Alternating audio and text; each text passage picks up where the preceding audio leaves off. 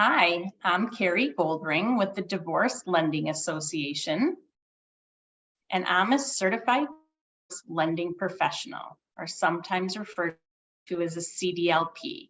And this is part of our divorce literacy series here in Michigan. And I am here today with Bernie Barden to discuss car insurance and how it relates to people going through divorce or who are already divorced. So Bernie, if you would do me a favor and introduce yourself and tell us a little bit about what you do. Sure. Hi, Carrie. As you said, my name is Bernie Barden. I am an insurance broker, if you had to describe what I do, and I'm an insurance broker for personal lines. So for individuals, families, I write insurance for commonly home and auto, some life insurance, but my job is to make sure people can recover from loss and that I write insurance policies that meet their needs and make sure that they are covered in case of the unexpected happening. Perfect. Yeah, Will you explain a little more what does a broker mean? great question. So, in what we're familiar with mostly in the marketplace is individual carriers, like a State Farm, like a Liberty Mutual, like Progressive, on and on and on. Individual insurance companies that market directly to customers, either through commercial means, mail, email, internet, whatever means are popular and effective for them at this time. But a broker's role is to make sure that we can look amongst those available carriers and go to market for our customers by quoting all of those carriers and see who gives the best rate for the right coverage for that customer. So we are your personal shopper. And what I like is that you really understand the lingo and the cost as opposed to somebody else calling around. It's very difficult to compare what you're paying for with what your coverage is. So I love having you for our clientele because I just think it's a fabulous savings and it doesn't cost anyone any extra money. Yeah, it's a great relationship, as you stated. I love it as well. But I was a individual carrier agent, and I did that for a good amount of time. What I really enjoy about being a broker is the fact that I am shopping purely for and working for the benefit of my customers. Because for me, I'm not selling an individual brand. I'm selling coverage. I'm working on my customers' behalf to make sure that they are covered. And whoever gives me the best rate, that's where we're going. Which is great. Now explain to me the whole like new car insurance, how it really affects like children who are driving who have divorced parents, so they're kind of going back and forth between two homes and two homes that may have totally different insurance policies for the driver. How does that work? Wow, that is a big question, but a very good one. And I'm sure those who are in the throes of divorce or are now on a new path to building a life for themselves have those questions, and they're very good ones. First of all, in a nuclear situation where everybody's at the same address, of course, it's pretty easy. In the state of Michigan, it's just really coverage, and everybody gets the same coverage on every car, depending on age. It may differ a little bit, but we're all rated, and I say we as if I am the couple in question or the family in question here. We're all rated at the same address.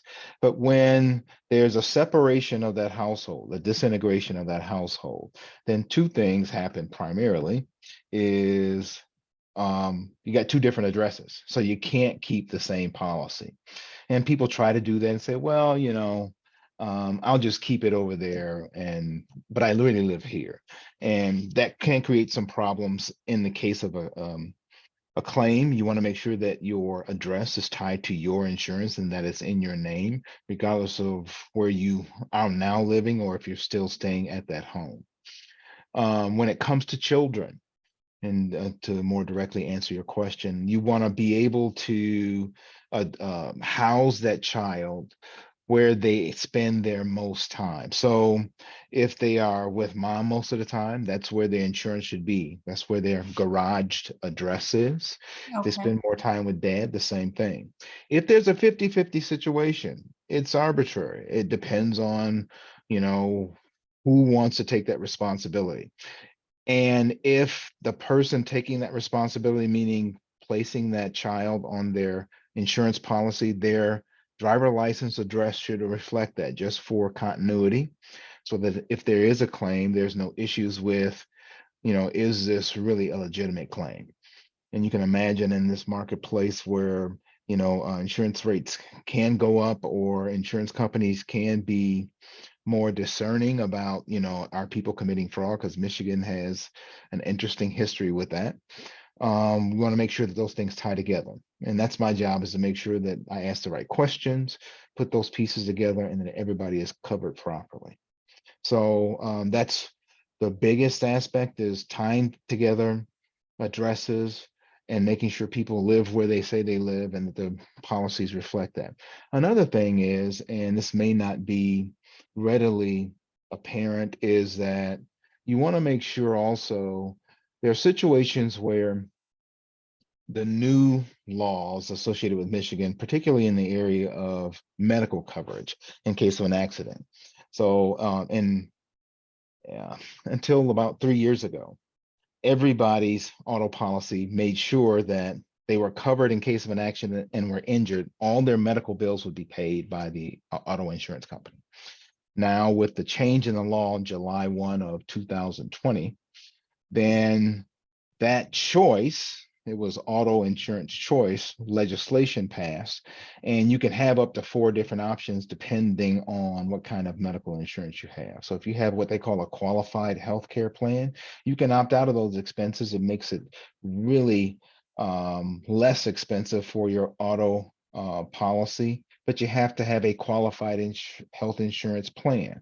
Those things, I'm getting into the weeds a little bit here, and I don't want to glass over anybody's eyes, but the information you want to pull from that is that there are some options there, and you want to make sure that doubly that those people are living in those addresses qualify for as much discount as they can, and they have the right amount of choices to make in their insurance policy. So it does make a difference. Dad may be covering children with his medical plan that may be part of the divorce settlement decree, and that's great. Just need to know that to make sure people know what their options are. Right, because I'm thinking of scenarios where kids live most of the time with mom. Mhm, They're covered under dad's health insurance. mhm. And maybe dad buys the car for the kid or leases the car for the kid. So then they need the insurance to go purchase the car. Or Right. mom wants them to have more insurance than dad wants them to have because of medical issues. Right. That's where I think it gets very, very sticky and never talks about that. Yeah, it can get really sticky. As you were mentioning that scenario, I was going about 10 different permutations in my head. It's like, okay, that could happen. But the most important thing is, Carrie, and I'm sure in your profession, you try to get to some sort of situation where people can talk to each other, because that's when things work best and everybody has an understanding. Certainly in consulting with you, they understand their choices and their options. The same thing applies in an insurance scenario. It's important that people talk to each other for the benefit of their children and for getting what they want. Those two things may diverge in terms of mom wants more insurance than dad wants, but once a conversation is had with myself and or you about what the options are, what the costs are, then people can make informed choices, whether that, be more towards what mom wants or more towards what dad wants. But speaking to each other, understanding what those options are, because you can't have it both ways. That is the bottom line. And so concessions are going to be made somehow if there's a difference of opinion. Fortunately, I don't see a whole lot of situations where people are just adamant about being obstinate and bumping heads. It's usually a good conversation. So that makes me feel better about the situations that I encounter. But yeah, it's good to make an informed choice. Don't make assumptions about, well, I'll just do this because that doesn't matter. Talk to your professionals. That's why they're there. That's why you pay them, because they spend their time and their effort and their learning trying to make sure they do the right thing for you. So you wouldn't mind if you had the client and the ex-spouse and maybe one of them wasn't your client, you wouldn't mind having a conversation with everybody just to make sure that if the kids are on your policy, making sure that everyone agrees you have the right health insurance and all the information. Absolutely. And more than that, I would love to do that. Again, I work for the benefit of the customers, because there are situations where when the dad owns the car, but the car is going to be housed at mom's house, mom wants to make sure that the kid is protected. And I'm sure that's what dad wants too. But there are, the policy may be in mom's name, but dad is an additional insured, reflecting the fact that he owns the car. And dad may have the qualifying health care policy for the kids, and mom may have a qualifying health care policy as well, which would lower the cost and they can rely on their own insurance. And everybody wins in that scenario. The rate is great. I mean, teenagers are going to be more expensive. There's no two ways about it, but you can mitigate some of those costs if you have a good discussion, find out what your options are. And again, everybody involved is a great thing.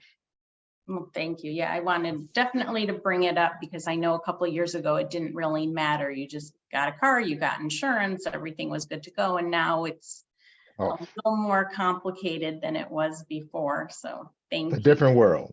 A different world all the time, right? Yes. So if someone wants to get a hold of you, what's the best way to find you? Well, I can be reached one of two ways easily. My email address is Bernie, BERNIE, .Barden, BARDEN, at Goosehead, GOOSEHEAD.com. Or you can ring my office at 248-689-5151. If I don't answer personally, just leave a message. We'll be sure to get back to you promptly.